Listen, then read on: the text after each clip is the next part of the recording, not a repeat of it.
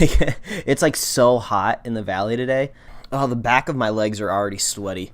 It's not a bird, it's not a plane, it's Superhero Slate. It's a modern podcast where we talk about everything that's great, like movies, TV, superheroes.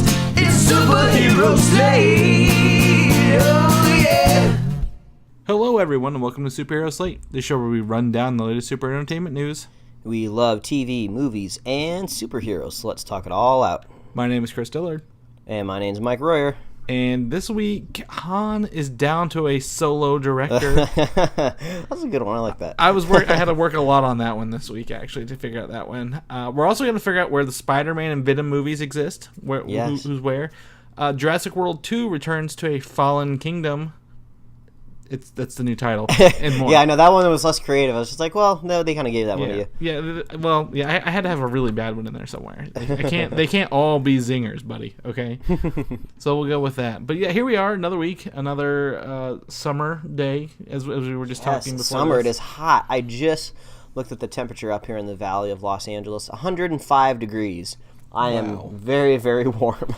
That is warm. I mean, we're not Phoenix warm, where it's like 120. And yeah. They grounded all flights because it was too hot. Oh, man, I didn't know they did that. I saw some pictures online where people were putting thermometers in their dashboard while they were baking cookies at 250 degrees. And my mind went two different places. Like, wow, that's really, really hot, but that's not hot enough to cook cookies. You got to get up to like 350 to bake cookies in your oven. Well, you got to get a little hotter, Arizona. Well, I guess they're not baking cookies if you just like, I like to eat raw cookie dough and warmed up a little bit. Delicious. But yeah, I mean, there are parts of the country that are just on fire, but I did know flights were canceled in Arizona and the mailboxes are melting.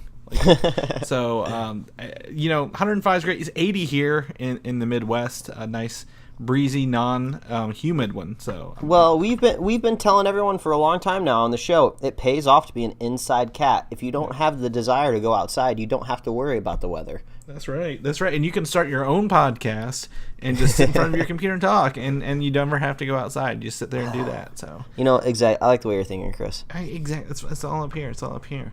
But in the other time, I mean, Mike, what have you been up to this week? Anything good? We've not really talked a whole lot, so... Yeah, well, I mean, obviously there was some kind of shocking news that dropped this week that we'll be talking about here shortly, but last week when we were talking on the podcast, as soon as we wrapped up, I dashed off to Universal Studios Hollywood, where they were doing this preview night for this new light show at the Hogwarts Castle over there, which I was kind of confused what it was going to be because they don't give you a whole lot of context of what you're about to watch, because I've seen light shows before at like Disneyland where they kind of project a show on like a stream, or like a mist cloud, which is kind of cool because it almost kind of looks like a really big hologram. So that's kind of cool. And like, other light shows you kind of like think of like, oh, fireworks, those are kind of... So what it was is they had these really like high-end like projectors that would project like a scene onto the Hogwarts Castle at night. And they must have like done the telemetry and like angles perfectly, because the viewing audience was roughly all looking at the same angle. So at night they could almost project light onto the castle and make it look like it was transforming. It was really cool. And they got so down to the nitty-gritty where they made it look like blocks in the castle were like sliding in and dropping away, and like they were magically moving out of the way, and you could see staircases on the inside. It was crazy impressive. It was super cool. It's maybe about like a 5-minute like show where it's the voice of the Sorting Hat coming over these loudspeakers, basically almost kind of doing like a theatrical showing of like different lights of like different houses and stuff like that. So when they showed Gryffindor, they would show like I guess, what is it, a griffin technically? Yes, it's in the title. Yeah, but like the griffin would kind of like fly like kind of over the surface of the castle. Then when they did Slytherin, it would kind of like slither through. It was really cool. It was really cool to experience. So I guess maybe they're going to make it a regular thing. So I imagine they would probably maybe do it at the Hogwarts Castle down in Florida too. So if you get a chance to visit a Harry Potter world soon, I guess maybe plan to stay until the evening. So that was cool. So that was fun. That was probably as extra nerdy as I got, but I got some butterbeer on that day, and there you go. It was a solid Sunday, man. I've heard you've been enjoying the outdoors as well with a nerdy thing attached to you. Exactly. So this week, Pokemon Go has launched a new gym mechanic, and a new mechanic called raiding. And raids are available if you're like at a certain level. Like it's not open to everybody yet. They're still kind of not beta testing, but like tiered rollouts kind of thing. And I found out I'm in the tier, so I've been able to go out and explore the new gyms mechanics and do some raids, which allows you to catch some super rare Pokemon at higher levels.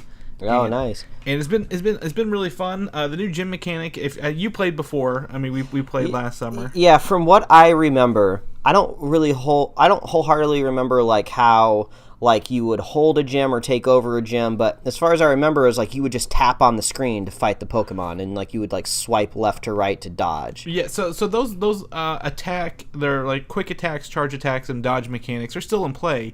But beforehand, it was like you trained at a gym and you leveled it up. It could level up from 1 to 10, and then the Pokemon in there would be arranged from the weakest to the strongest.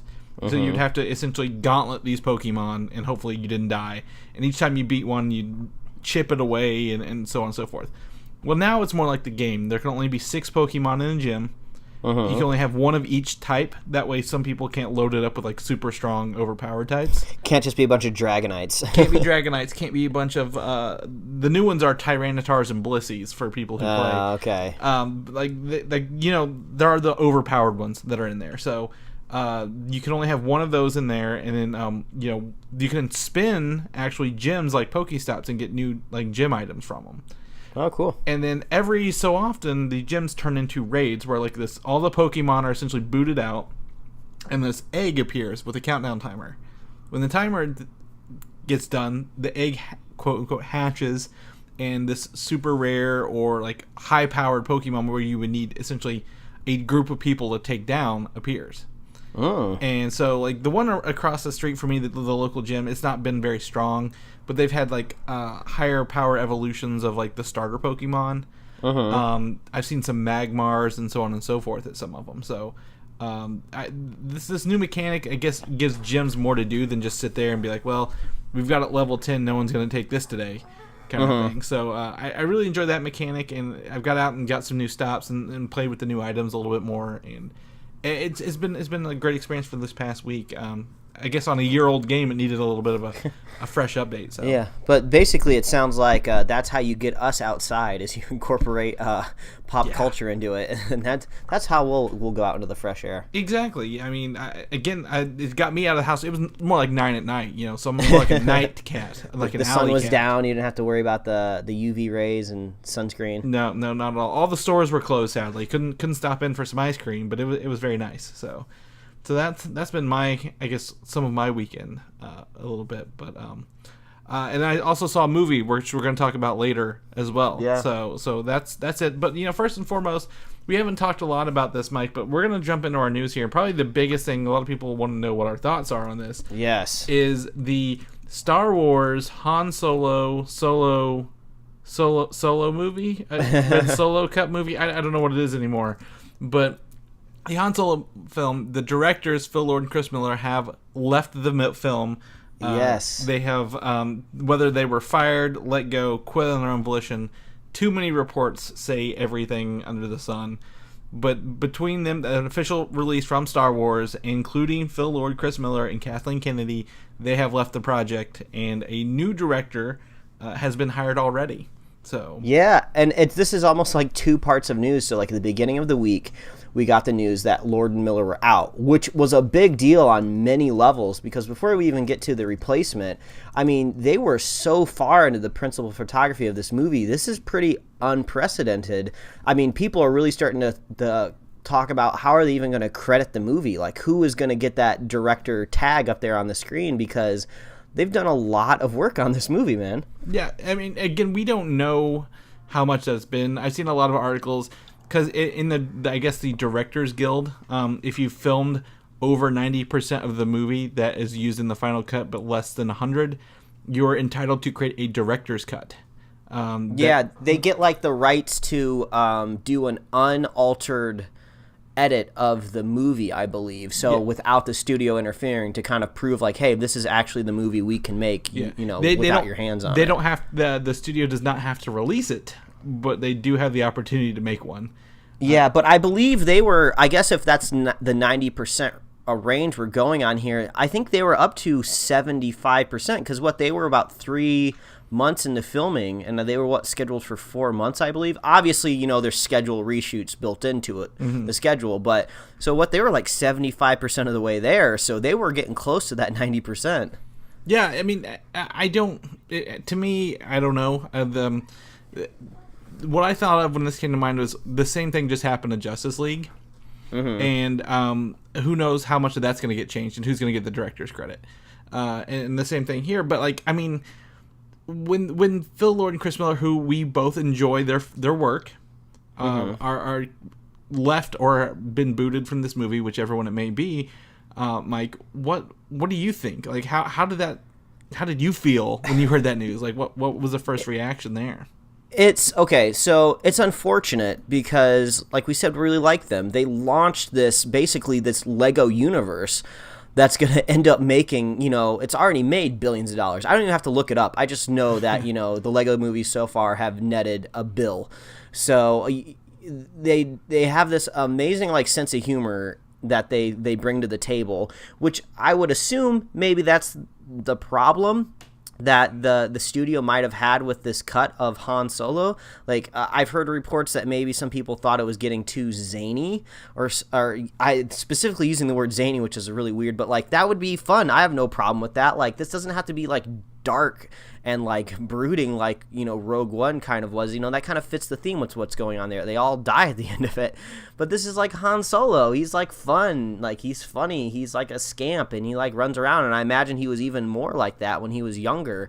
So I really am sad that we aren't going to be able to see their vision. But it's like, why can't Disney... Like, it seems like these big studios that are in charge of these big franchises, they just can't sit back and let a director do what they want to do. I mean, and I guess, sometimes it could be for the benefit of the project, but I feel like you got to be able to trust these guys. They're a directing team coming from a big movie like the Lego movie. Like, I just don't understand, why can't you trust these guys? And I guess I would be a little bit more nervous if, like, this was Phil Lord and Chris Miller directing, like, a solid Star Wars numbered movie like Star Wars 9. I would be like, whoa, okay, that's my big Star Wars movie. Be careful with that movie. Don't mess that up. But I was like, we were already kind of nervous about a Han Solo movie to begin with when we talked about it like a year ago, because it's like, oh, do we really want to recast Han Solo, and do we want to see what he was like before he was in the movies? So I don't know, Chris, how are you feeling? To put it bluntly, and this may offend some of our fans, I don't give a fuck. Han Solo is not a movie anybody wanted. Nobody was clamoring, we need a Han Solo prequel movie. I think the only reason we're getting it is because he was killed off in the last Star Wars movie. So they we can't use Harrison Ford anymore, but let's keep the character going in perpetuation and revisit these. What happened the last time we did a Star Wars prequel movie? I mean, not A New Hope, or not Rogue One, but the prequels that, tried to shoehorn where everything was in Star Wars up to the point we met them. So yeah, it's kind of like, how many more times are we going to get the blue milk reference in a movie? Like, hey, look, blue milk. Blue milk. Well, I mean, even like if you look at Star Wars Episode 3, the way it ties up its loose ends, it has to run into A New Hope. So we already met Chewbacca in Episode 3. We know where he came from and why he knows Yoda. Why would he know Yoda? I just feel like this movie is trying to fill a need that no one really wanted. Whenever there are movies that people do want to see, like an Obi-Wan movie or a Darth Maul movie even. Yeah. And one thing that is just, like, really unfortunate, like, if people are thinking of these movies, they're as, like, standalone Star Wars stories, they get to be their own unique thing, almost as, like, filler in between our big Star Wars event movies. Why can't Disney just, like, let the reins down and just be like, hey, this is just a standalone movie, just let them have fun and do what they want to do and make a fun movie?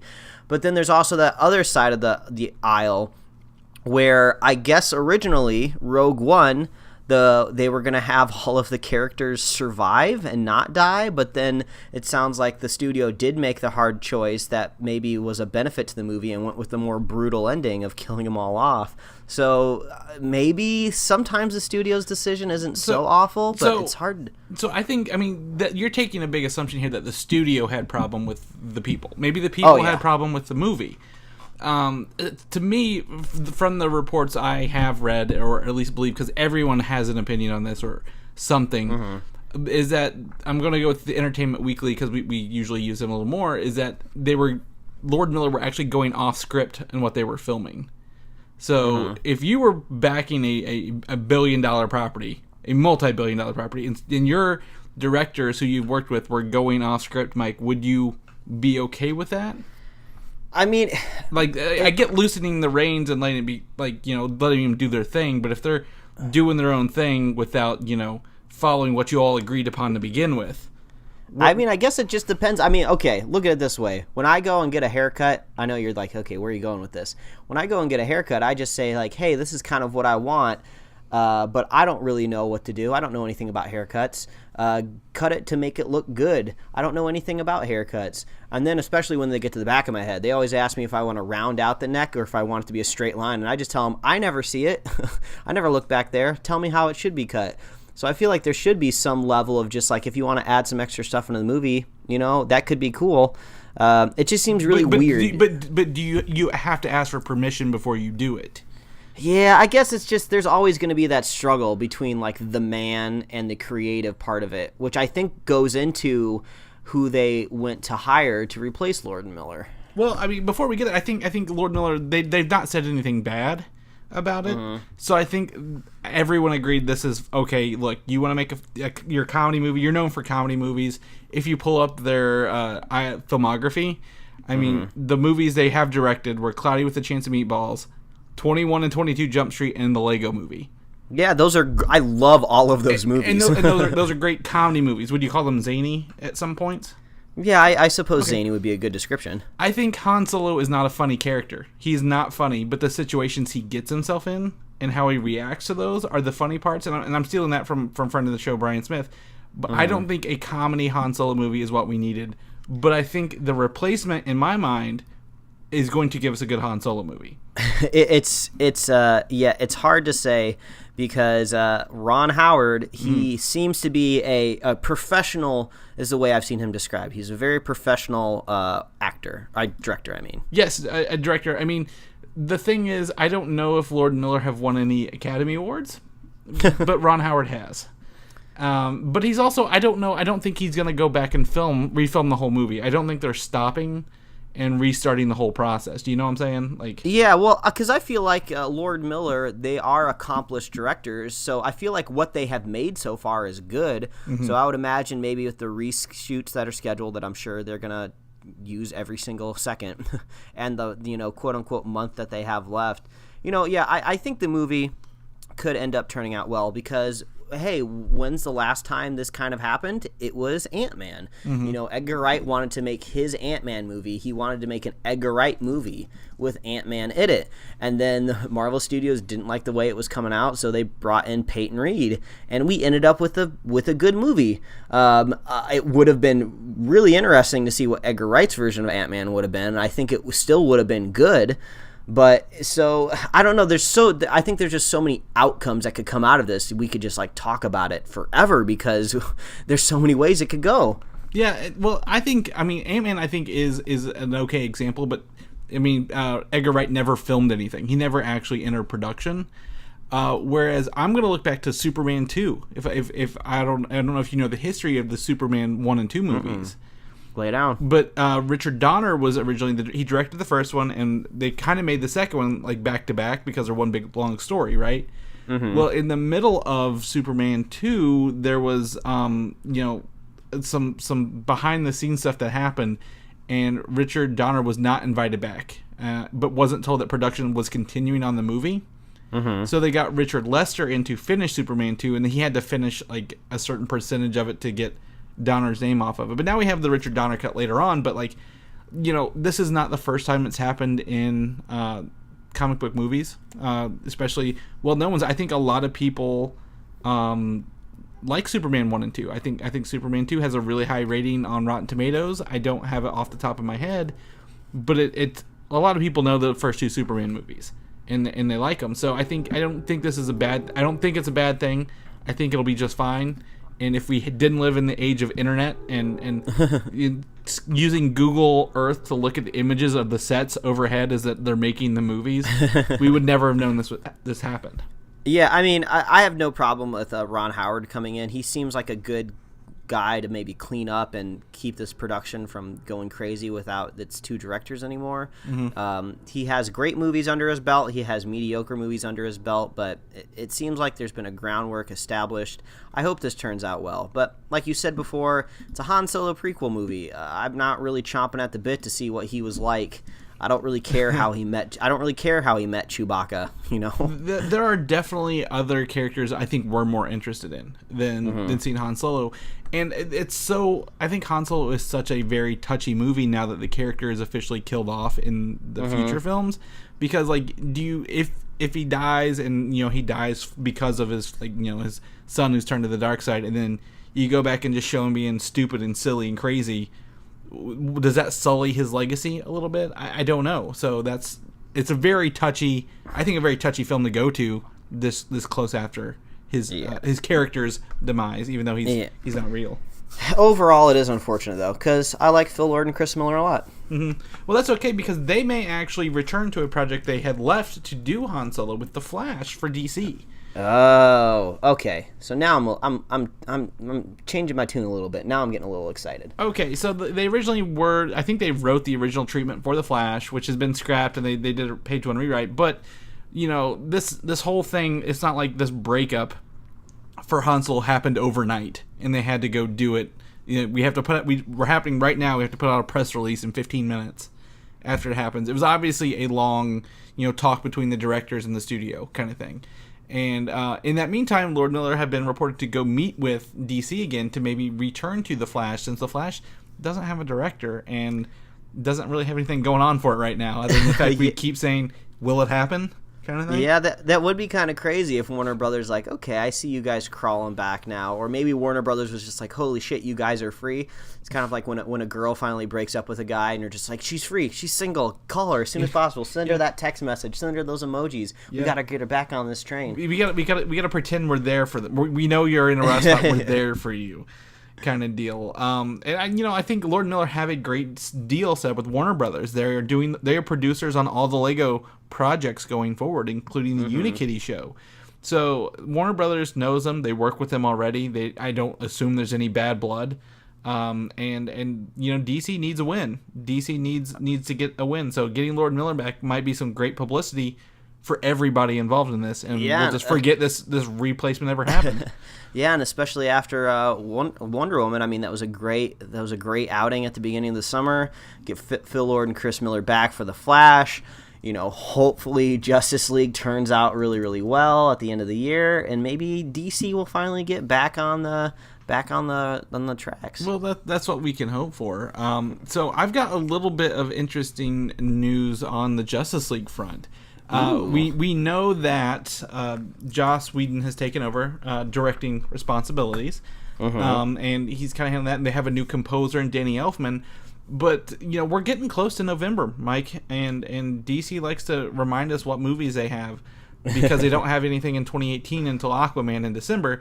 So I think a trailer number 2 is coming, and if this source who saw a trailer 2 and reported it scene for scene is to be believed, we may get our Return of Superman in the next trailer.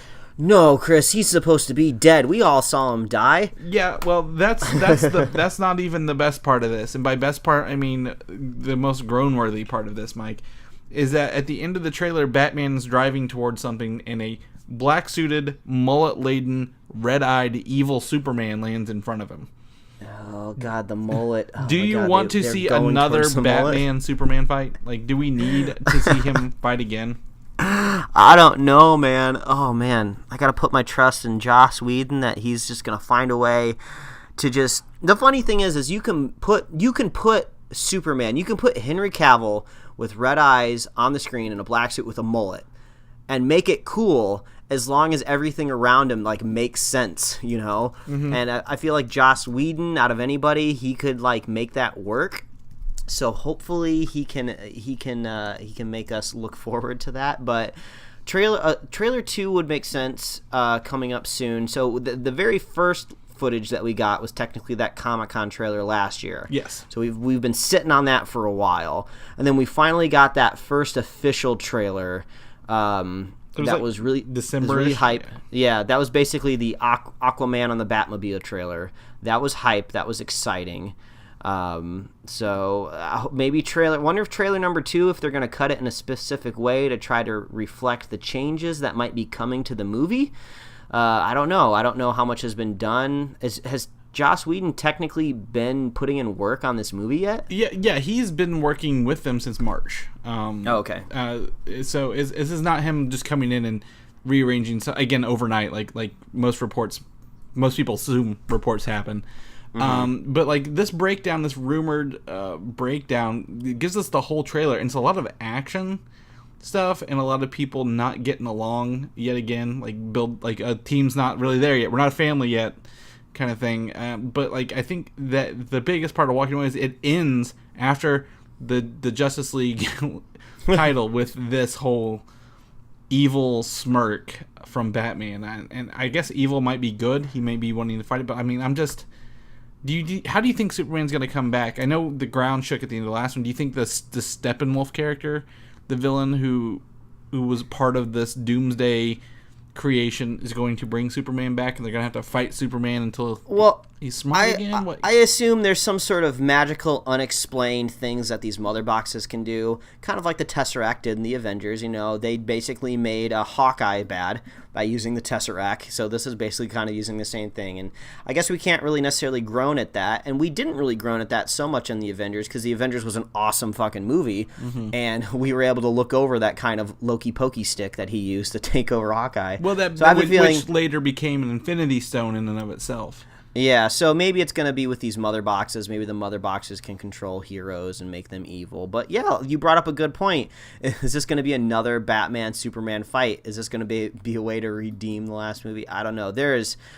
Man, these first 2 bits of news that we've been talking about, this is crazy. It's just, I have no idea. Like, what do we believe right now? There are a lot of rumors and things, and like, we just need facts, Mike. We need cold, hard statistics. And I think Wonder Woman is going to give us some cold, hard statistics, because obviously we love the film. The film's doing great. I think it just crossed the $600 million mark at the nice job, worldwide Diana. box office. And it is now, I believe, the the highest grossing live action movie from a female director in the world. That's rad. That's so cool. I love that, man. Yeah, so it's that. I think it was not number 1 this weekend. So it didn't make it. It didn't make it number 1 this weekend.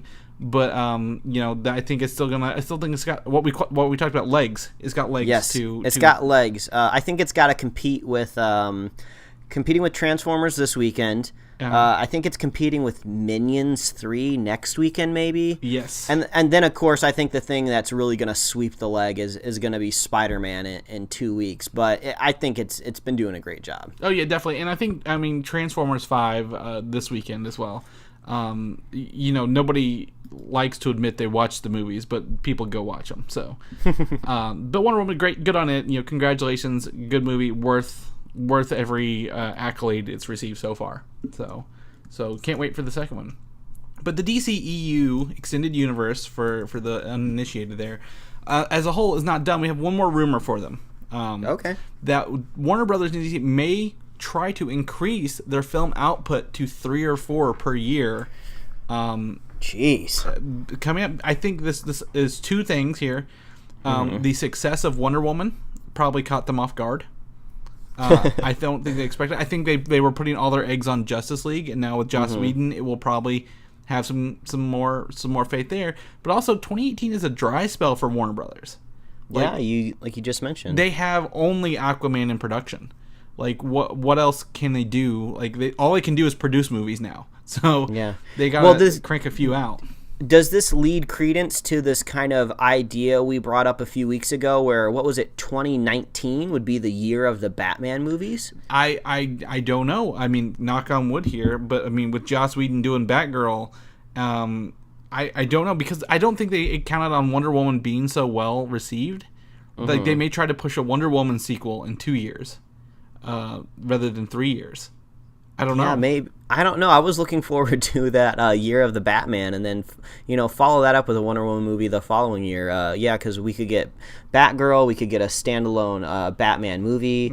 We might get that Birds of Prey movie. What was that called? Was it Birds of Prey? Birds of Prey, I believe so. With the girl, the female led. Yeah, the Harley Quinn, Poison Ivy movie, and I think there was like one more, like a Nightwing movie, possibly. We talked about a possible Nightwing movie in the quote unquote wings, but with the Titans TV show taking off, that he may be relegated to.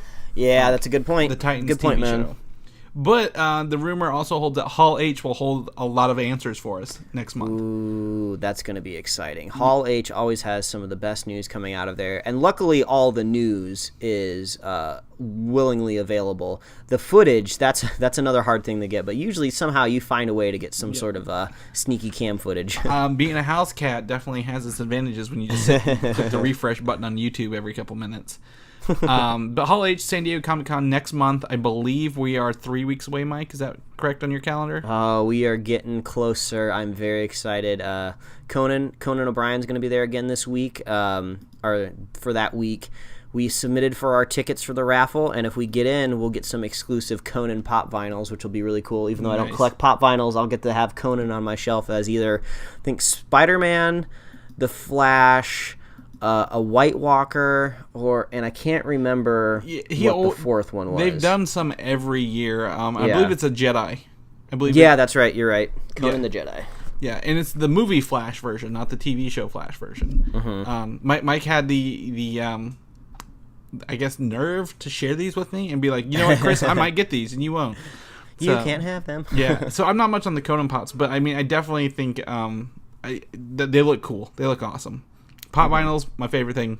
I actually bought some this weekend for my brother, Lord of the Rings ones. So.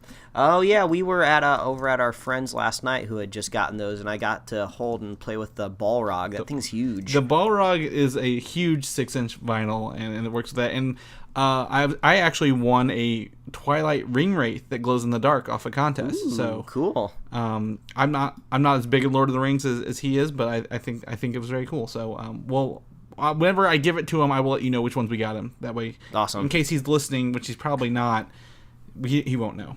But that's all right. And lastly, I guess if we're talking about main DC characters, Batman, Mask of the Phantasm, the cartoon movie, which I believe is a direct sequel to the animated series, that hit the theaters, considered theatrical, will get a Blu-ray version next month. Yeah, that's really exciting. I think it's because I've been hearing so much about Mask of the Phantasm lately because it pops up in a lot of conversations when it comes to Batman, because technically, like you said, it did get that theatrical release, so it's usually in the conversation when it comes to theatrical Batman. So it's been a long time since I've seen it. I think the last time I saw it, I was but a child, when the animated series was airing, so I didn't have any sort of maturity in me to kind of look at the movie critically. So I would love to go back and watch that movie in 1080p high def Blu-ray and maybe see what the special features are on the movie. Do you have a Blu-ray player, Mike? You know what, I do, and it is old. I mean, it's not old. It's not like the first Blu-ray players ever made, but Blu-ray's been around for a long time now, even though it seems like new technology. So I just kind of have a mid-cycle Blu-ray player that's I think I paid $90 for it. It's just old and slow. It's like a Sony Blu-ray player. It's just running some old hardware, so I'm probably going to replace it with a PlayStation. Yeah, so, I mean, the PlayStation 3s, I think, were, the first affordable Blu-ray players a lot of people had, and the Xbox now. And what's really sad is, we're big, I'm moving to digital. You're already big in digital. 1080 is great, but it's hard to find 4K digital things in the Apple ecosystem that we both live in, so... yeah, but I mean, you get the Blu-ray version. I think it comes with a digital copy anyway. So maybe, hopefully, knock on wood, you can cash that in and have both there. So yeah, but I would recommend people out there give it a watch if they haven't seen it yet. People usually put that in like the top 3 theatrical Batman movies. That's how good it is. So don't just think, oh, just because it's animated, it can't be badass.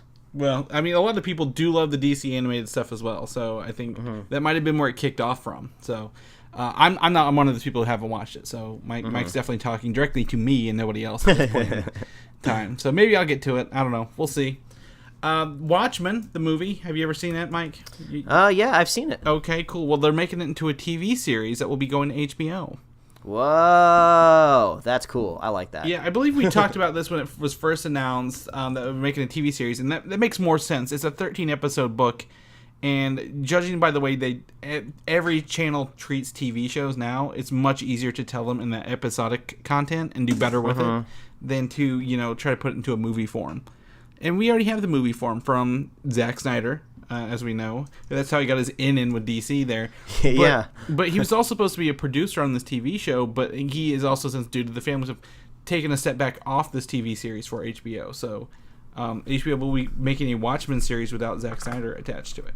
That's all right. I mean, I think regardless, I mean, I legitimately like the Watchmen movie. I've never read the graphic novel, so I can't really pick it apart and try to compare it to Neil Gaiman's original work, which I've heard is great. So I'm not gonna say Alan Moore. I believe it's Alan Moore. Oh, I thought it was Neil Gaiman. No. Oh, anyway. Yeah, sure sorry. There's people out there freaking out right now. Yeah, no. Alan Moore. Neil Gaiman did American Gods. I'm just getting confused right now. I think I meant to say that. But anyway, I think it's fine going forward with no Snyder. I mean, we already have a movie version, so if you're going to make a TV version, you might as well just, reboot it from fresh, get some new creative look in there. I don't need a Snyder version of the TV show because we got the movie. Mm-hmm. I mean, it would make sense maybe if they were going to try to tell a different story and kind of continue the universe with the same actors, but it sounds like it's going to be like a fresh reboot on HBO. That sounds awesome because it can be dark and brutal, and if it's on HBO, it's going to be good because HBO really cranks out good work. So I'm excited about this. Yeah, I mean, after Game of Thrones is done, they need to work on their next big thing. So I think Watchmen is what they might be putting their stock into, and like you said, they don't have to tell one episode or like one episode for each book in the series. They could take and do several episodes for each one and really break them down and show more that the book maybe doesn't see. So I'm excited for the Watchmen series. I think I like the idea more than the movie, if I was to be honest. So there's a weird Fantastic Four rumor going around here, and I think give it to me. So I think I'm gonna kind of maybe put an asterisk beside this later because the rumor is that there's a Fantastic Four movie coming out that's focused on the Richards children. Sue and Reed have a kid, Valeria and Franklin Richards, who Franklin Richards is supposedly like the most powerful mutant in the comic universe. Like he creates whole universes just by thinking about them, kind of thing. And that this movie is supposed to focus on them, but also have like the Thing and Ben, the Thing and Johnny Storm as side characters, like as they learn about their powers or something like that. No. So no. When this came out, 2 days later, a comic book teaser came out showing the Fantastic 2 with Ben Grimm and Johnny Storm. And I think this is more tied to the comic announcement, and a lot of people got very, very confused and were like, oh my god, there's a Fantastic Four movie announcement. We gotta... Everything's Fantastic Four's movie announcements. No, it's not. So someone probably heard this rumor rumbling through the office or through a thin wall and just assumed that they were talking about a movie. But even if let's just for a second just think about what that would be like, and I think that would be a bad idea because you got to make a good Fantastic Four movie first before you start doing side characters. Yeah, well, I mean, even then, like they've been well-known characters, but like nobody in the public mind knows who Franklin and Valeria, their children are. Mm-hmm. And they're not even, I guess, I mean, they are cool, but like you got, like, just to give us a regular Fantastic Four movie that's good, like you said. Give us a regular one that's fine. Don't try to jump into any hoops or do anything special. Just make a good one. Yeah, let Marvel make it in like 2020. yeah. Well, I mean, whatever they want to do, let them do it. So that's cool. But I mean, this is a rumor I'm going to chalk as misguided, and someone was overhyped and got on the internet before they actually looked at what was happening. So So no panics, no alarms. All right, good. We also have a weird Inhumans teaser poster that has just dropped on the internet as of today, right before this. Mm-hmm. I got really excited when I saw this, but I also want to put an asterisk as no official site has shared this yet. Okay. Neither IMAX nor ABC has shared this poster anywhere. So I'm gonna mark it up as maybe fan made. Possibly. Before we break into it. So fan made. Because this is weird showing the chunked, like, broken off city of Attilan floating in space here. Mm-hmm. Whenever we were told that it was going to be on the blue area of the moon.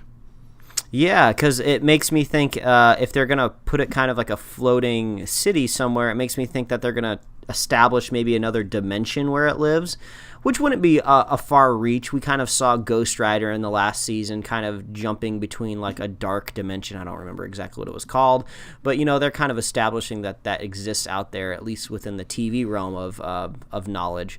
So it wouldn't be too hard to believe. Yeah, I mean, I don't know if it's another dimension, because the floating city exists in the comic books, but the city was torn off of the moon first. Like, the city was on the moon, and then it was torn off the moon. It was a floating city.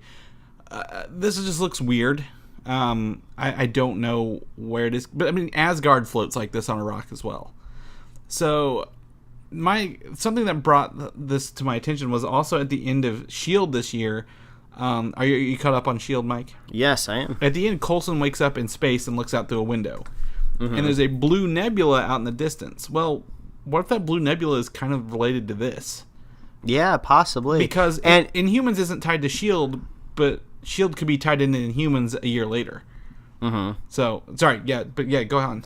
But I was going to say, you were talking about this being fan-made. At least from my graphic designer's eye, the September 1st that is nested under the logo of IMAX is not center-aligned. And if I was making this, and if I was being paid by Marvel a lot of money to do graphics works, I would make sure that September 1st was center-aligned under IMAX. So maybe this is fan-made, so we'll have to wait and see. I'd also say I believe the resolution is piss poor, because Marvel's not red. It's like they're missing red around it, kind of there in the L. Yeah. And that hashtag doesn't do anything. So I really, for fuck's sake, hope this is fan made. But like I'm just disappointed. It's intriguing if you look at the left side, but when you look at the right side, you're like, some fan made this, and now they're running with it. So. Yeah, you best not try to pass that fake crap in front of us, people. Yeah. You got an Inhumans fan and a graphic designer. We got this. We got that eye of Agamotto. We're looking at this stuff, man. Exactly. Something that I like, and I think you're going to like better than the official release, is this Black Panther banner coming up for San Diego Comic-Con. Ooh, that looks cool. Which shows the Black Panther with the logo. I believe that might be an older logo, but the mask in it looks like it's kind of drawn out and highlighted where the vibranium is on his mask. Yeah, I love that. It looks cool. So, San Diego's Comic-Con's coming around the corner. I believe this is at the convention center where it is. You're going to be seeing a lot of these, Mike, but I mean, if you see that poster, pick one up for me. It makes me think, since we got a Black Panther trailer really not long ago, and it was an awesome trailer, it seems a little too soon to get another one as soon as July. So maybe at Hall H, if anybody's lucky enough to be in there, it seems like a good opportunity to bring out the cast, show everybody the cast of Black Panther, because they're not going to have a chance to get to Comic-Con next year because their movie will have already been out. So they'll probably bring out the cast. Everyone will cheer when they see Michael B. Jordan and Chadwick Boseman. And they'll probably talk about the movie for a short amount of time because, they only have so much time in that Marvel panel. And then they'll probably show footage to the crowd that we won't be privileged to see. Mm-hmm. It probably won't be another trailer, but it might be like a scene from the movie, like a short clip or something like that. So I hope we get some reports on that because, if they're going to the effort of putting up banners, that means that they're going to be talking about it for sure. Yeah, there's also a Thor Ragnarok banner floating around out there as well, but it's the same as the poster we saw. Mm-hmm. Because I don't think a lot of people bitched about that one as much as the Black Panther one with the floating head. I would guess that a Thor Ragnarok trailer would be in store for sure for Comic-Con because that first one we got, technically speaking, was titled teaser trailer, which I think all anybody needs to see to be convinced to see this movie. But I wouldn't be surprised if in July we get an official Thor Ragnarok first trailer. I think we're going to get it for Spider-Man, buddy. I think when Spider-Man: Homecoming lands, we're gonna get that Thor. Oh, first Thor trailer. You got some high hopes there, buddy. I would disagree. We'll have to wait and see. Yeah, I think so, because the way Sony markets shit horribly, so I mean we can't really go by what they did with Spider-Man. but yeah, so that's what I'm hoping for. But there's some Black Panther banner. If you see that poster out there, Mike, pick one up for me. I'll just tear it off the light post for you. Yeah, exactly. Go with that. Another Marvel movie that we don't talk about a lot because there's not a lot of info on it right now is Ant-Man and the Wasp. There's the director Peyton Reed has taken online to tease a new announcement. It says stay tuned. We don't know what it is. Nothing really tied to it, but we did get confirmation that the composer from the original, Christoph Beck, is returning. And I did not know that he actually wrote music for Frozen as well. Oh, cool. I mean, I know it's against the popular culture out there, at least for nerds, but I liked Frozen. But I don't have any sort of little nieces and nephews that inundated me with the movie like millions of times. So yeah, well, he didn't write like the annoying songs. He wrote more like nothing with words. The score. Yeah. So what do you think this little tease announcement's going to be? Well, I believe they're going to announce. Filming's got to start soon. It comes out next year. I think they'll probably give us our first poster, maybe. Oh yeah, maybe. Or something. I honestly don't know. Maybe another casting announcement of who's playing actually the mother of Evangeline Lilly's character.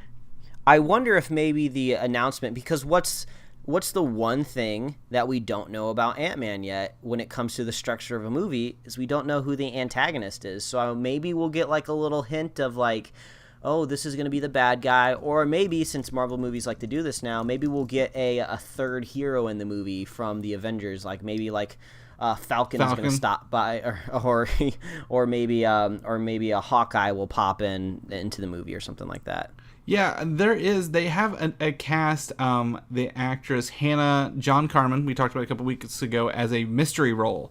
But I think she's a younger actress, so I don't think she's the mother. But like I think it's casting announcements. I would agree with you. Something casting related this early in the game. We're going to be talking about this momentarily, but since Spider-Man and Homecoming is sharing universes with the MCU, maybe Oscorp somehow is incorporated into Ant-Man, because Ant-Man's all about this like technology and what was the technology firm in Ant-Man 1? Why can't I think? Pimtech? Yeah, Pym particles. Maybe it'll be like Pym versus Osborn or something like that. That'd be kind of cool. Two tech giants going at it, and you have to get these little guys in between to solve the problems. An ant and a spider, figuring out. Yeah, there you go. That he just needs to invest in Raid is what I was investing too. So there's that. I think this is going to be another little conversation we have here, Mike. A new behind the scenes photo from Avengers Infinity War is showing some of the cast, the Beard Brothers, as they called it, the Beard Bros, and the Science Bros, and Wong. So, so it looks like they're having lunch on set between filming Infinity War. This is not a LaCroix ad, despite what you may think, or however is it LaCroix? LaCroix? I think that's how you say it. Good. Yeah, LaCroix. Yeah. So, but we have Benedict Cumberbatch, Robert Downey Jr., Mark Ruffalo, and I believe Benedict Wong. So we're going to go these left to right. Benedict Cumberbatch is in a blue, looks like a fighter suit for a Sorcerer Supreme. Like it looks tactical. It's a very very much not as ornate as like the big red cape and like stuff. It looks like he's about to go do some like throw down some spells. Yeah, it kind of looks like when you get a team of people together and they're about to go out and fight Thanos, they kind of need to put on maybe some high-tech gear. Yeah, so very, very slender, very blue, very dark blue. I like it. I'm going to be honest, I really like the dark blue with it. I think the comic book recently has taken to the blue as well. Secondly, probably the biggest thing here is Robert Downey Jr. with, looks like as under his suit. Yeah, his armor. Under Armour, which literally could be the brand Under Armour. It's like a little black latex suit. Well, normally Under Armour would put their logo right in the middle of the shirt, Mike, but we can't tell because there's a hole cut in the middle of it. Yes. If Robert Downey Jr., who plays Tony Stark, has a hole cut in the middle of his shirt, what would go there? Well, it would be an arc reactor, which is very confusing because he got that thing removed in the third movie, which has still not been explained to me fully, where I appreciate why it's been removed. Because if he was able to remove that arc reactor so easily, why didn't he do it in the first movie? Why didn't he do it in the second movie? Why didn't he do it in Avengers? Why did he wait until his third movie to remove the arc reactor? Because of the extremis virus that heals people. They never really explained that, and then they shoehorned that weird, like, Chinese addition to the movie in the Chinese release that people were even confused about. It was never, even if it was eloquently explained in some weird way, it didn't make it on the screen. He said, I used this to remove it because it heals yourself. Whatever, I don't like it. It's dumb. But why is it back in there, though? I think there's some other images circling around Twitter where he's in, like, a plain white t-shirt where you see the arc reactor kind of peeking out from underneath there, too. So, you know, at first it kind of makes you think, oh, is it possibly like a flashback? But no, I don't really think not that many flashbacks. Go to all that work. But he's got this suit with a hole in it, so does he need to put it back in? Does the extremis virus, like, stop working and you need to put it back in there? I don't know. Well, I'm thinking we have plenty of options here. Something happens. If a similar incident happened to him again, I'd be like, that's bullshit. Like, you're not going to get two things where you get shrapnel that close to your heart. The time gem might play a huge part of this. Yeah, maybe. Like, you know, you have to, like, making them relive certain parts of their lives that were, like, horrible, or, like, define them over and over again. Or maybe the time gem can specifically be targeted to just parts of the body. So maybe Thanos or whatever bad guy is holding the time gem at the time has done some research on Tony Stark, because, you know, he's a very public figure. Everybody knows all about him. Maybe he's like, oh, I know that you got this thing removed. Let's see what happens when I take your chest back in time where you don't have it anymore. So... yeah, I mean, I like that idea, man. Yeah, I mean, you know, Space Google would tell you Tony Stark has an arc reactor in his chest. I think they got Google out there. Yeah, so they got Zunes, so yeah. And then lastly, we have the Hulk and Wong, and they don't really have anything given away other than the fact they're eating lunch together. So, but the first two, I mean, the arc reactor is going to be so interesting. There are a lot of questions for Infinity War, but you know what I don't have about Infinity War? What's that? Fear. Like, I'm looking so forward to it. Like, I can't. Well, that's good. I can't even, tell you how excited I am for it. So you literally can't even, Chris. I can't even. I'm so odd. I can't even right now. So take a look at that and tell us what you think of maybe your theory and how he got the chest reactor back. Move along to Spider-Man: Homecoming. We are less than 2 weeks away from Spider-Man: Homecoming, Mike. Can you believe that? Boy. I'm excited. I can't believe that. I bought my tickets this week. We reported a couple weeks ago. Tickets are on sale, but I finally got mine this week. 7 p.m. IMAX screening for it. There are officially 2 in-credit scenes like every other Marvel movie except Guardians 2, which is fine. Everyone was like, oh, they gotta have more now. I'm like, no. Guardians made sense. They had a lot of characters to wrap up. Spider-Man just has one character. So always stay around for Marvel movies, right? Always. We also got confirmation from Kevin Feige himself that the sequel, Spider-Man: Homecoming 2, whatever that will be the first film after Avengers 4 on the movie release schedule.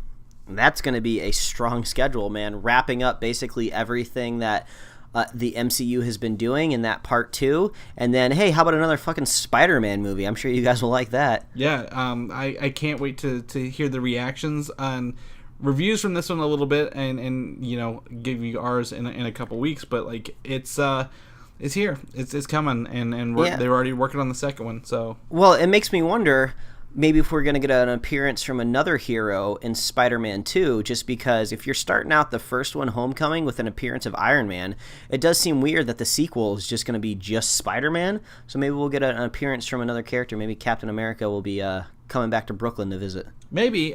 We don't know what the MCU landscape looks like after, the end of Avengers 4. Oh, yeah, because I keep saying I think Captain America's going to die, so that totally goes against that theory. Yeah, so, I don't even know. So, I mean, I think they're going to leave us vague. They're going to leave us in the dark until then to let us know, because I think Kevin Feige also said a lot of regular Marvel people might be retired after this for a while, so what that landscape looks like, it's going to be interesting. I don't think we're going to learn about it this year, but I think next year we will hear more about it at San Diego Comic-Con. So maybe I can get out there for that one, Mike. Maybe I can get out there for that one finally. Yes, please. And also right now, this is confirmed by both Kevin Feige and Amy Pascal that Spider-Man is in the Marvel Cinematic Universe. Only Spider-Man. When she said everything, she was referring to the comic book universe, and it got all jumbled. So whatever. Only Spider-Man's in the Marvel Cinematic Universe. Venom, they're not in there. At least not that they said never say never. But yeah, I mean, I don't know. I think maybe this is just Kevin Feige trying to control what's been out there in the world. Like he wants to keep things secret. So even if she did let something slip, maybe Kevin was just like, "Hey, dial that back. We're not ready to announce that yet." Yeah. So I mean, who knows? But I mean, they say as of right now, no one has to worry that this Venom movie that again nobody asked for, that they keep threatening us with, will exist in the Marvel Cinematic Universe. It's just Spider-Man. So we don't have to figure out how to shoehorn him in there, right? So yeah. So that's good. And lastly, I did see the cast list for Spider-Man Homecoming, and I just got to say, I know who the voice of the Spider Suit AI is. And it's not spoilerific, but I got to tell you, it's Jennifer Connelly. Who is actually married to Paul Bettany in real life, who played the voice of Jarvis. That's awesome. I love that. So I had to throw that out there. I'm like, that's a fun fact. That's a very fun fact. Also, reviews go up, I think, on Thursday of this week. So avoid the internet. Stay away from the internet. You're going to get ruined if you click on anything that says Spider-Man this, Spider-Man that. So just stop clicking on Spider-Man, people. You're going to ruin it for you. Have some self-control, goddammit. Yeah. Just blacklist Rotten Tomatoes until it's all done, and then you can go back there. So that's good. Speaking of Venom, we did get confirmation this week also that Carnage is the main villain in the Venom movie, even though it's set in the Sony Marvel universe. Carnage is the villain there. What do you think about that? I mean, I guess it makes sense. I mean, when you think about Venom, you think about Carnage. They're both symbiotes. You know, they both like are antagonists to each other. Venom can kind of sometimes be the anti-hero. Carnage is literally insane. Because what is it? Katie Cassidy that's underneath that Carnage. Not Katie. Cletus. Cassidy. Cletus. That's right. So you got literally a crazy person in there, so that makes sense. But it's like we haven't even had Venom to be set up to be a bad guy yet. So how does he redeem himself to become the anti-hero to fight Carnage? And then we've only had one depiction of the symbiote on screens, and that was in Spider-Man 3, which we all know did not pan out very well. So they just got a lot of work to do in this movie to kind of set up the symbiote, how it works. Oh, hey, there's another one out there. It's red. It's Carnage. And like you brought up a really great point a few weeks ago how do we have Venom doing like the Spider-Man webbing when it's never originally touched Spider-Man? So how do you get those kind of incorporated in there? You know, and Venom has that kind of classic kind of white patterned eye around his face, which was kind of attributed and taken from Spider-Man's suit. So, I don't know, maybe Eddie Brock or whoever, I don't remember whoever Venom's supposed to be in this movie, puts on the symbiote. Maybe he hates Spider-Man. Maybe he secretly loves Spider-Man, looks at his suit on a poster and changes himself to look like it. I don't know. There's lots of shit to get worked on in this movie, man. But hopefully my goal is that they don't give us we don't need an origin story for Venom. Just jump into it. Maybe that's where it is. Also, there's the series lately called Agent Venom, where Venom has been... is like a militarized suit, and it's given to Flash Thompson, who was technically in the Marvel one, but he doesn't have to be in this one, or like Eddie Brock, who's a war veteran who's lost a leg, and he can activate and use the suit like tactically for like an hour at a time. So I think that would be interesting to see. So in the Ultimate Universe, also Venom is a cure for cancer, an accidental cure for cancer. Like they're trying to cure cancer, and they create the Venom symbiote on accident. So I think there's several ways they could go with it. That's not his traditional origin, but I don't think we need a huge origin story for Venom, because a lot of people are like, he's a black gooey guy who's a bad guy. Cool, got it. black gooey guy. There you go. So I think I can skip the origin on it. But there's Venom for you. But also in the Sony Marvel universe, there are two other characters who got name dropped this week as getting films, maybe their own films, maybe a film together. But Kraven and Mysterio may finally make it to the big screen in this Sony Marvel universe. Why do they keep putting them in their own movies? Like, the best part about these villains is when they're interacting with heroes that we love. Like, I'm sure at some point in time you can put villains in a movie and have a fun time, but if we haven't gotten to know them yet, if we haven't fell in love with them yet, like, what's the point? Like, like, if someone, like, pitched to you, like, oh, we're going to do, like, a comic book series, like a limited run where we just follow the villains and we get to learn about them deeper and, like, where they come from. Yeah, that's a cool idea because these characters have been in the comic books for decades and we've gotten familiar with them. But, like, the first outing in a movie, I've wanted Mysterio in a Spider-Man movie for the longest time because he's such a cool character and there's so many different things he could do with his powers. Put him in a Spider-Man movie. I don't want him in his own movie. Yeah, I mean, I agree. I think everyone wants Mysterio. I don't think anyone knows how to write Mysterio well in a movie, and thankfully they haven't just tried to shoehorn him in here. But what does this mean? I mean, we've got the Black Cat, Silver Sable, our Black and Silver movie, Venom movie, maybe a Kraven, maybe a Mysterio movie, maybe a Sinister Six movie. Maybe they'll finally do that, like they keep, again, threatening to do to us.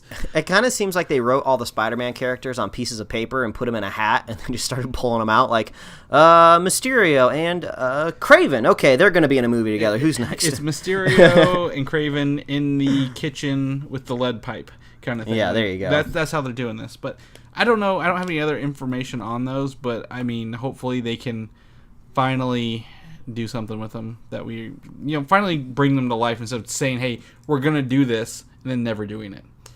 Because the end of Amazing Spider-Man 2, they said they're going to bring those characters around and they never got to that Sinister Six movie. So, there's that. Jurassic World 2 has an official title, finally, with Fallen Kingdom, Jurassic World Fallen Kingdom. And we got our first look here, and it's, it's very, very traditional Jurassic World logo, the T-Rex, Fallen Kingdom. Life Finds a Way, spoken by Jeff Goldblum in his finest moments in the first Jurassic Park, who is coming back for this one as well. And it's coming out next June, a whole year away. And also, I did see an image online earlier, the Jurassic Park Ford Escapes are coming back to this one. Cool. We've seen the Jeeps several times, but the original Ford Escapes, I believe, that were on the tracks in the first one. So do you think they're going, when they say Jurassic World Fallen Kingdom, where do you think they're going? Okay, so it's hard to believe that there's another park out there. So far in every movie, it's been a park. The first movie, it was the original park. In the second movie, it was like a research island. Yeah, it was where all the dinosaurs were born. Yeah, but technically I consider that a park just because it was under the same organization. Well, the end of it brought them to the park they were building in America. Yeah, and then in the third movie, they go back to another park or a research facility. I don't remember exactly what it was. The third one went back to the first island. Yeah, but it was it was built by humans and everything. Jurassic World was another park, so this makes me think that like dinosaurs have somehow escaped and inhabited a wild like island or something like that, or just like a peninsula or something like that. Actually, yeah, that'd be a cool idea. What if it was a peninsula? What if they had all of these dinosaurs basically isolated to this island except for this one giant wall that they had to build? And you kind of get that whole political irony of like walls and stuff in a movie. And so you have like these humans and this military that are in charge of protecting this wall and keeping the dinosaurs from getting out. But maybe there's like some sort of like doctrine or Greenpeace thing that says, oh, we just can't straight up kill these dinosaurs because they're living things or something like that. So that might be kind of cool. I mean, I'm trying to decipher this poster. The only kind of locale I get from this is that there seems to be maybe palm trees at the very bottom of this kind of stone logo.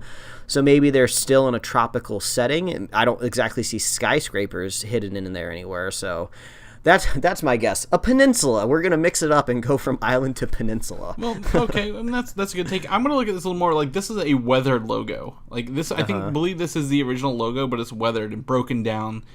Like, it's been 20 years since like maybe someone looked at this logo, which makes me think if they're getting Jeff Goldblum, they're using an old logo. They're going back to the first park. They're going. No. There's something on that first island. They got to go back to the first island for some reason.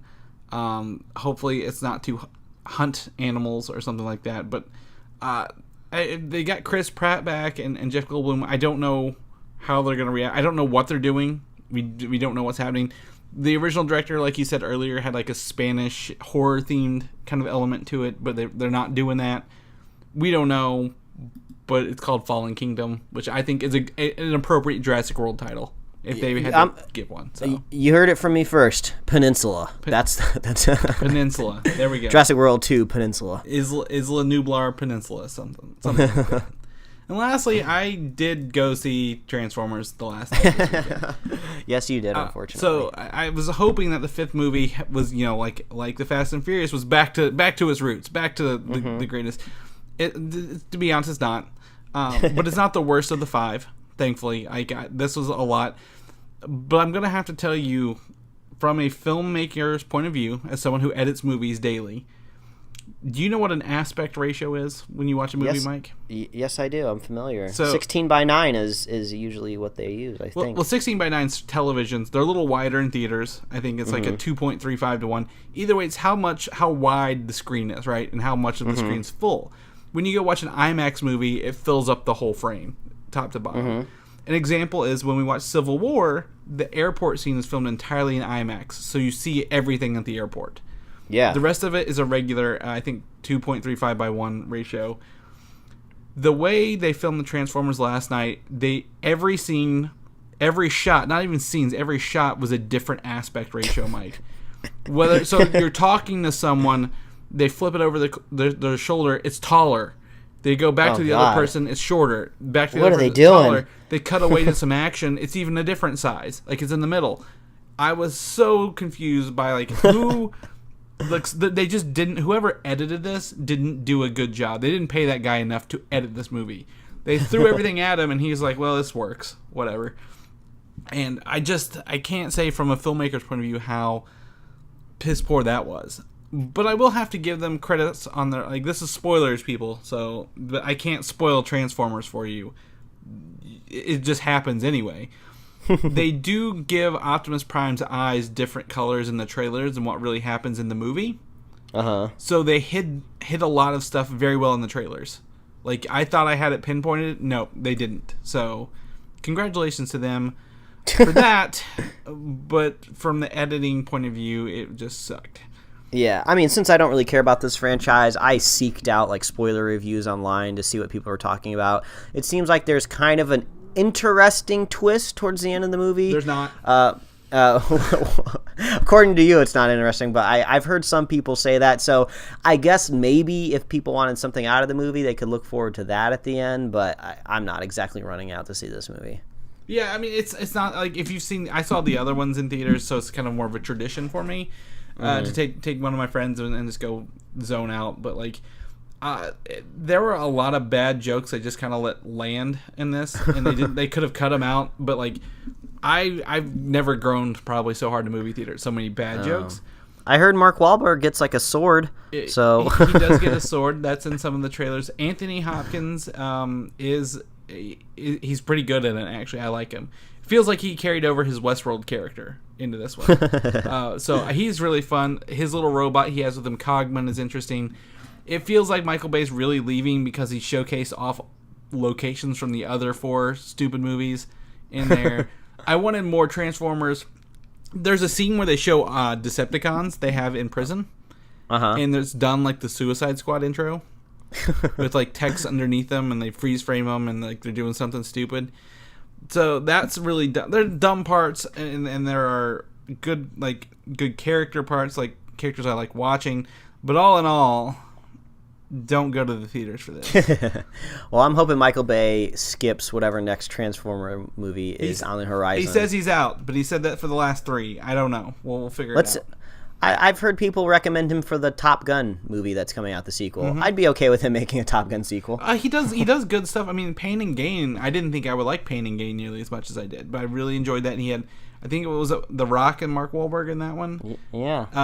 Bad Boys. Everyone loves the Bad Boys movies. I believe he did the first The Rock with Nicolas Cage and that. He's got good stuff in him. Yeah, he does. Transformers is not for him, and Hasbro and Universal need to rein some stuff in. But the next one, I'll admit that I like the first Transformers movie. The first Transformers movie is a decent flick. Yeah, and by the time you get to this one, it's just an ad for all the Hasbro toys they're making, and they don't need to do that. But I think the next one's the Bumblebee spinoff movie. which has been likened to the Iron Giant because it's set in the 80s. So I can't groan anymore. if you wanted enough buzzwords there to make you like that movie, that would be it. So, but I can't recommend this one, but I definitely didn't hate it. The last one I hated, Transformers 4. When I saw it in theaters, I was mad by the time I don't know any time I've ever been mad in a theater other than that one. So I was just pissed off. This one, not so much. It was just kind of groan worthy. It's like, you tried, but you didn't succeed. The other one's like, we're trying to make you mad. So that's it. So that's my Transformers review. Like, you don't need to see it, but yeah, whatever. So, and that's also the end of our news for the week, Mike. Anything else you want to throw in there? You got any last minute news? I think that's it. I think that 105-degree temperature from outside is starting to seep into this room. So yes. So before we jump into where we can find you at, we just go ahead and say next week we're taking the weekend off. We're doing it. It'll be our summer vacation. Go out and enjoy the weather, or stay inside, whatever you want to do. Maybe if you've planned things out correctly, you're having like an extra long weekend. Maybe you taken Monday off, so enjoy your. Yeah, that's what I'm doing. So enjoy your long weekends if you got them, and just have a good summer. Yeah, enjoy it. Go catch up on maybe some movies you haven't watched yet, if you can. Hit a matinee up, if you're worried about it, and do that. But we'll be gone next week, and then we'll be returning with our Spider-Man Homecoming spoiler cast and our regular news the following week. Yeah, we'll be back in full force. Don't you worry. Yes. So if you see Spider-Man, you want to write us your thoughts on it. We'll definitely be reading them when we do the review. So, but in the meantime, Mike, people want to know what you're up to this summer. Like maybe how you're keeping cool in 105 temperatures. Where can they find that at? Well, they can follow me at Mike Royer Design on Twitter and Instagram, and you can read my webcomics at pickledcomics.com. Chris, if people want to know what you're up to, always winning, you're like literally getting free pop vinyls now and winning them. If people want to see those, where can they follow you? You can find me on Twitter at Valdan, Valdan, and I'll post most stuff there, so you can do that. You can read my stuff on Comic UI, listen to the old show Film Side Chats, or subscribe to the DNN on YouTube, where all my videos for them come through. So hell yeah, got a lot of stuff. And this is someone's first time listening to the show, Mike. We have a ton of other backlogs where we've been wrong about lots of stuff. Where can they find those at? Well, as always, please visit superheroslate.com. That is the best place to find all the avenues that we host our show, and to get our awesome show notes. So if you want to click all these links and the things that we were talking about in the show and you don't want to hunt them down, just visit the website at superheroslate.com. And you can subscribe to us on iTunes, YouTube, Google Play Music, SoundCloud, Stitcher, Tumblr. You can get us right in your email inbox every week. And you can like us on Facebook, follow us on Twitter and Instagram, and you can pick up some Superhero Slate shirts at superheroslate.com/store. If you're a fan of the show, please consider leaving us a review wherever you listen to the show. That is really helpful. We love that kind of interaction. And if you're a fan of the show, all you got to do is share the show with a friend, share the show with a buddy, and we will be here every week. Asterisks, except for next week. Except for next week, yeah. That's a bold statement after what we just said. But yeah, so Yeah. You can still listen to us next week. We got plenty of spoiler casts to go back and revisit. So, yeah, we'll do that. But until then, I guess we'll see you in 2 weeks, people. All right, goodbye, everybody. Thanks for listening, and don't forget to subscribe. Gotta get that B-roll, son. Gotta get that B-roll.